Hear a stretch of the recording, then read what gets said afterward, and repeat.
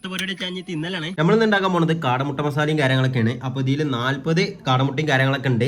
ഇത് ആദ്യം നമുക്ക് ഉപ്പിട്ട് കാണ്ടൊന്ന് പീങ്ങിയെടുക്കണം കേട്ടോ. ഈ പാത്രത്തിൽ ഇട്ടാണ്ടൊന്ന് പീങ്ങിയെടുക്കാം. ആദ്യം നമ്മൾ പീങ്ങാനുള്ള സെറ്റപ്പും കാര്യങ്ങളൊക്കെ ചെയ്ത് വെച്ചിങ്ങനെ. ഇത് നമുക്ക് നല്ല രീതിയിൽ ഒന്ന് പീങ്ങിയെടുക്കട്ടെ. ഇനി പീങ്ങുമ്പോൾ എന്തായാലും ഉപ്പിടാൻ ശ്രദ്ധിക്കട്ടോ.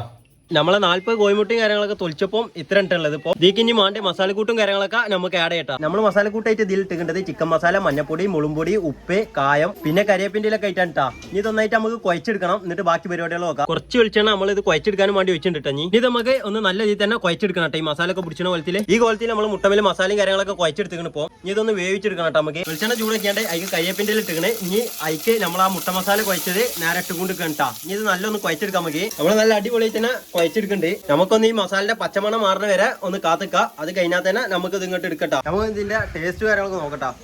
ഒന്നെടുത്താണ്ടേ കാണാൻ പറ്റാണ്. അപ്പോൾ എന്തായാലും എല്ലാവരും ഒന്ന് ഉണ്ടാക്കി വെക്കാം. എന്തായാലും അടുത്ത് കാണാം നമുക്ക്.